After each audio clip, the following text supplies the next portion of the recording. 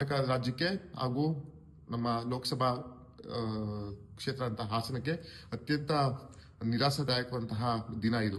ನಾವೆಲ್ಲ ಅತ್ಯಂತ ಬೇಡಿಕೆ ಹಾಗೂ ಅತ್ಯಂತವಾದಂತಹ ನಂಬಿಕೆ ಮತ್ತು ಒಂದು ಆಶಾದಾಯಕ ಕನಸನ್ನ ಕಟ್ಟಿದ್ವಿ. ಈ ಬಾರಿ ಬಜೆಟ್ ಅಲ್ಲಿ ನಮ್ಮ ಹಾಸನ ಜಿಲ್ಲೆನ ಪರಿಗಣಿಸ್ತಾರೆ ಹಾಗೂ ನಮ್ಮ ರಾಜ್ಯಕ್ಕೆ ಅತ್ಯಂತ ಹೆಚ್ಚು ಅನುದಾನವನ್ನು ಕೊಡ್ತಾರೆ ಕೇಂದ್ರ ಸರ್ಕಾರ.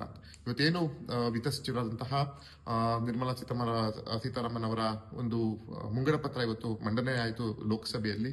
ಖಂಡಿತವಾಗಿಯೂ ನಿರಾಶಾದಾಯಕ ಮತ್ತು ಯಾವುದೇ ರೀತಿಯ ಸತ್ವ ಇಲ್ಲದೆ ಇರುವಂತಹ ಬಜೆಟ್ ಅನ್ನ ಇವತ್ತು ಇವರು ಮಂಡಿಸಿದ್ದಾರೆ.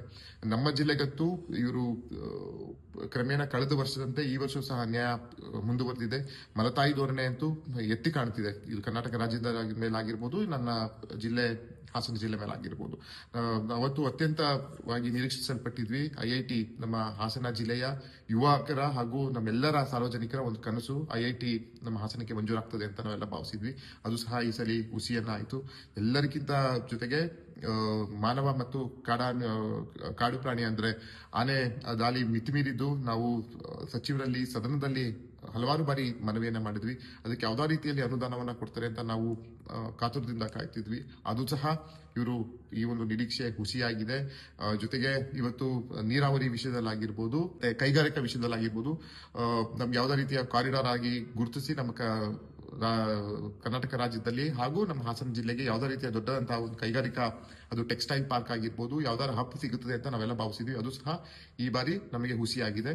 ಜೊತೆಗೆ ನಮ್ಮ ದೇಶದ ಬೆನ್ನೆಲುಬು ರೈತರು ಅಂತ ಹೇಳಿದ್ರೆ ನಾವೆಲ್ಲ ತಲೆಬಾಗುವಂತಹ ಒಂದು ಗೌರವಿಸುವಂತಹ ಜನ ಅಂದ್ರೆ ನಮ್ಮ ದೇಶದ ರೈತರು. ಅವರಿಗೆ ಯಾವುದೇ ರೀತಿಯ ಕೊಡುಗೆ ಆಗಿರ್ಬೋದು, ಸಹಾಯ ಹಸ್ತವನ್ನ ಈ ಕೇಂದ್ರ ಸರ್ಕಾರ ಕನಿಷ್ಠ ಪಕ್ಷವೂ ಸಹ ಮಾಡಿಲ್ಲ. ಯಾಕಂತ ಹೇಳಿದ್ರೆ ಯಾವುದೇ ರೀತಿಯ ಸಹಾಯಧನ ಆಗಿರ್ಬೋದು, ಪ್ರೋತ್ಸಾಹಧನ ಹೆಚ್ಚು ಆಗಿರ್ಬೋದು, ಇಲ್ಲ ರಸಗೊಬ್ಬರದಲ್ಲಿ ಯಾವುದೇ ರೀತಿಯ ಪ್ರೋತ್ಸಾಹಧನ ಆಗಿರ್ಬೋದು, ಯಾವುದೂ ಸಹ ಇವರು ಕನಿಷ್ಠ ಗಮನಕ್ಕೂ ತಗೊಳ್ಳದೆ ಇವತ್ತು ರೈತರನ್ನ ಇವರು ಮೂಲೆ ಗುಂಪು ಮಾಡುವಂತ ಕೆಲಸವನ್ನ ಇವತ್ತು ಕೇಂದ್ರ ಸರ್ಕಾರ ಮಾಡಿದೆ. ಜೊತೆಗೆ ನಮ್ಮ ಕರ್ನಾಟಕ ರಾಜ್ಯದಲ್ಲಿ ಅಂಗನವಾಡಿ ಮತ್ತೆ ಆಶಾ ಕಾರ್ಯಕರ್ತರು ಪರಿಪರಿಯಾಗಿ ಅಂಗಲಾಚಿ ಕೇಂದ್ರ ಸರ್ಕಾರವನ್ನ ಮನವಿ ಮಾಡಿದ್ರು, ಸಂಬಂಧಪಟ್ಟ ಸಚಿವರನ್ನ ಮನವಿ ಮಾಡಿದ್ರು, ನಮಗೆ ಈ ಬಾರಿ ಆದ್ರೂ ನಮಗೆ ಗೌರವಧನ ಹೆಚ್ಚಿನ ಮಾಡಿ ಅಂತ. ಸೌಜನ್ಯಕ್ಕೂ ಸಹ ಅದರ ಬಗ್ಗೆ ಯಾವುದೇ ರೀತಿಯ ಒಂದು ಕ್ರಮವನ್ನ ಬಜೆಟ್ ನಲ್ಲಿ ಇವತ್ತು ಅವರು ತಗೊಂಡಿಲ್ಲ. ಜೊತೆಗೆ ನಮ್ಮ ಜಿಲ್ಲೆಯಲ್ಲಿ ಉದ್ಯಮಕ್ಕೆ ತಾಣಗಳಾದಂತಹ ಶ್ರೀ ಬಾಹುಬಲಿ ಗುಮ್ಮಟೇಶ್ವರ ಆಗಿರ್ಬೋದು, ಬೇಲೂರು ಹಳೆಬೀಡು ಆಗಿರ್ಬೋದು, ಇವೆಲ್ಲವೂ ಸಹ ಮನವಿ ಮಾಡಿದ್ವಿ. ಯಾವುದೇ ರೀತಿಯ ಅನುದಾನವನ್ನ ಕೊಡಿ ಅಂತ. ಇದನ್ನು ಸಹ ಸಂಪೂರ್ಣವಾಗಿ ನಿರ್ಲಕ್ಷಿಸಲ್ಪಟ್ಟಿರುವಂತಹ ಕೆಲಸವನ್ನ ಇವತ್ತು ಕೇಂದ್ರ ಸರ್ಕಾರ ಮಾಡಿದೆ. ಜೊತೆಗೆ ಇವತ್ತು ಜಿಲ್ಲೆ ಆಗಿರ್ಬೋದು, ತುಮಕೂರು ಜಿಲ್ಲೆ ಆಗಿರ್ಬೋದು, ರಾಜ್ಯದ ಸುಮಾರು ಜಿಲ್ಲೆಗಳಲ್ಲಿ ಇವತ್ತು ಅತ್ಯಂತ ಹೆಚ್ಚಾಗಿ ನಾವು ತೆಂಗನ್ನ ಬೆಳಿತೀವಿ. ತೆಂಗನ್ನ ಇವತ್ತು ಏನು ಇವರು ತೆಂಗು ಬೆಳೆಗಾರರಿಗೆ ವಿಶೇಷವಾಗಿ ಪ್ರೋತ್ಸಾಹನ ಕೊಟ್ಟಿದೆ, ಅದು ಕೊಟ್ಟಿರೋದು ಮಾತ್ರ ಕೋಸ್ಟಲ್ ಡಿಸ್ಟಿಕ್ಗಳಿಗೆ ಮಾತ್ರ, ಸಮುದ್ರ ಕಡಲ ತೀರಗಳಿರುವಂತಹ ಜಿಲ್ಲೆಗಳಿಗೆ ಮಾತ್ರ ಇವರು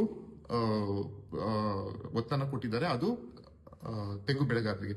ಆದ್ರೆ ಅತ್ಯಂತ ಹೆಚ್ಚು ಬೆಳೆಯುವುದು ನಮ್ಮ ಹಾಸನ ಆಗಿರ್ಬೋದು, ತುಮಕೂರು ಆಗಿರ್ಬೋದು, ಅಕ್ಕಪಕ್ಕ ಇರುವಂತಹ ನಮ್ಮ ಮೈಸೂರು ಆಗಿರ್ಬೋದು, ಈ ಜಿಲ್ಲೆಗಳಲ್ಲಿ ಅತ್ಯಂತ ಹೆಚ್ಚಾಗಿ ನಾವು ತೆಂಗನ್ನ ಬೆಳಿತೀವಿ. ಅದು ಸಹ ನಮಗೆ ಯಾವುದೇ ರೀತಿಯ ವಿಶೇಷವಾದಂತಹ ಪರಿಗಣಿಸಿ ನಮಗೆ ಏನು ತೆಂಗು ಬೆಳೆಗಾರರಿಗೆ ಕೊಟ್ಟಿಲ್ಲ ಅನ್ನೋದು ನಮಗೊಂದು ವಿಷಾದನೀಯ.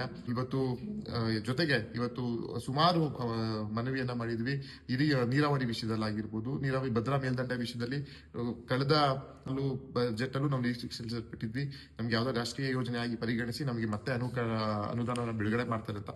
ಅದನ್ನು ಸಹ ಕನಿಷ್ಠ ಪಕ್ಷಕ್ಕೂ ಸಹ ಇವರು ಭದ್ರಾ ಮೇಲ್ದಂಡೆ ಯೋಜನೆ ಬಗ್ಗೆ ಯಾವುದೇ ರೀತಿಯ ಉಲ್ಲೇಖವನ್ನ ಈ ಒಂದು ಬಜೆಟ್ ಅಲ್ಲಿ ಅವರು ಸಹ ಮಾಡಿಲ್ಲ. ಇದೇ ರೀತಿ ಮಲತಾಯಿ ಧೋರಣೆ ಸಂಪೂರ್ಣವಾಗಿ ಹೇರಿದ್ದು ನಮಗೆ ಒಂದು ನನ್ನ ವೈಯಕ್ತಿಕ ಅನಿಸಿಕೆ ಅಂತ ಹೇಳಿದ್ರೆ, ನಾವು ಯಾರು ವಿರೋಧ ಪಕ್ಷದಲ್ಲಿ ಸಂಸದರಾಗ್ಲೇಬಾರ್ದ.